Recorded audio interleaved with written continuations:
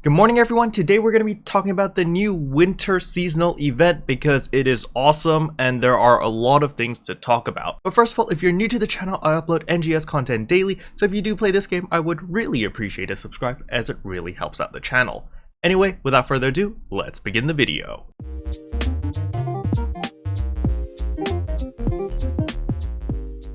So the very first thing I want you to do when you log in is, of course, press escape, go to systems, and we're going to get our campaign items. So there was a maintenance delay compensation for the 21st of December. This was quite a while ago, but either way, it's 20 star gems. We're going to take that. The next thing we're also going to take is a limited time task apology. Apparently they screwed up some limited time task. I don't remember what it was, but it gives us 25% a rare drop rate for 1 hour. So we're taking that for free as well. So easy peasy. The next thing I want to talk about is, of course, now we have seasonal points. Unfortunately, we are capped at 150 each week, which means we won't be able to get our Tempesta weapon camo until week 2 if you've been maxing out all of your seasonal points. Because remember, at 300,000 seasonal points, we will unlock a title, which will give us the Tempesta weapon camo for free, which is really nice. By the way, I've been farming a little bit and I already got a Tempesta blade. No fix, unfortunately, but yeah, you can throw this on the market and make some pretty money. It's quite nice. The next thing I want to talk about are the limited time quests. So there is another mysterious holographs. So again, just go to Central City. Here is the map. Thank you for Gemma for doing all the hard work and finding everything like literally like 5 minutes after the server went live.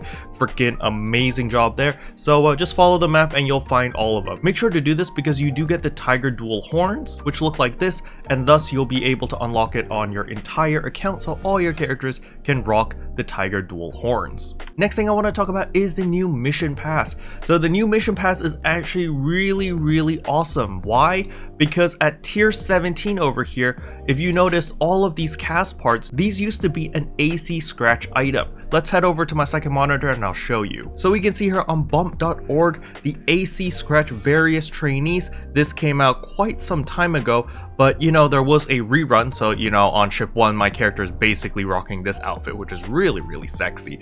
But the most important thing is this outfit right here. This outfit is free.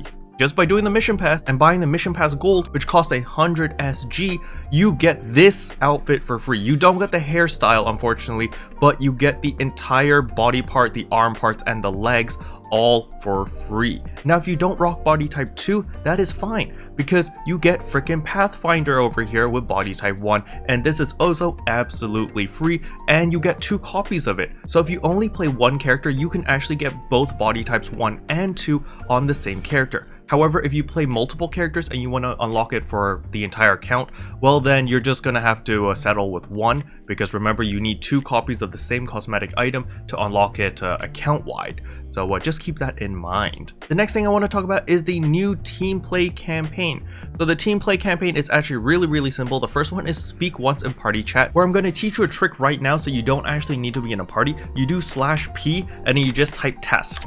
And once you do that, it will automatically send chat into the party even though you're not in a party, and that will actually complete the team play campaign part 1. Now the second part, unfortunately, there is no work around this. This is a complete an urgent quest in a party of 2 or more, so you do need to find random people or your friends in order to play together, and just complete an urgent quest and you will get 5 purple alio triggers. Now the first one was 5 yellow alio triggers. Either way, it's free stuff. I highly recommend you guys to pick this up. Next up is a use AC get items campaign. As you guys know, I am free to play, so this doesn't apply to me. However, if you do spend 1,500 or 3,000 AC, you will get additional gifts. So you can see over here, if you spend more than 500, you get the soda music disc, which only works in base game, unfortunately, so keep that in mind. We also get the PSO2 20th anniversary logo. If you spend 1,500, you get the AIS suit Snow.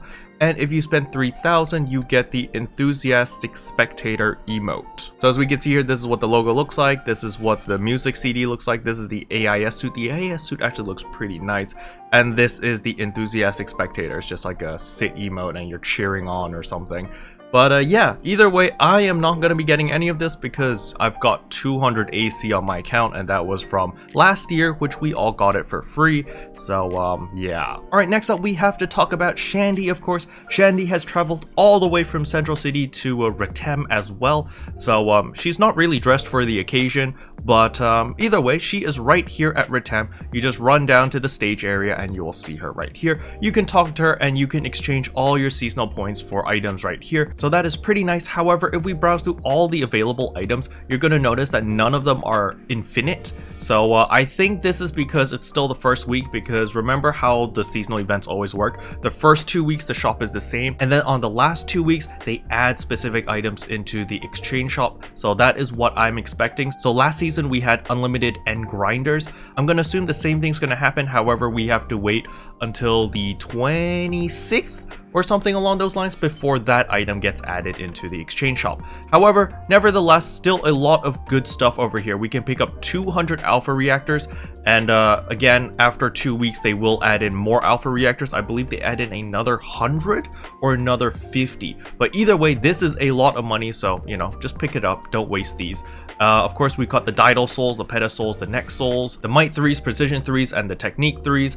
The Wind exploit is very, very powerful. Now, there is a limit of 100 of them, of course, but this is very, very powerful because it gives you potency plus 2.5% against enemies weak to wind, which is very, very strong, considering that if you want 2.5% potency normally, you have to spend like $1 million plus just to buy those capsules. For example, if you want Dust Soul 3s and all of those high tier augments, it's really expensive. But Wind exploit, you can get it extremely cheap, and you pop this onto one of your Tempesta weapons and boom, you get 2.5% potency across the board. Very, very strong augment, which you can get extremely cheap because you just kill stuff and you get it free from the event shop. As usual, don't forget your 100 star gems over here. You can grab this and literally buy the mission gold pass, and thus you get all those cast skins for free. So very, very good deal there. Of course, we get 4 special scratch tickets, so if you want to get those, you can also do it. And then you get the tiger cape, so yeah, cool.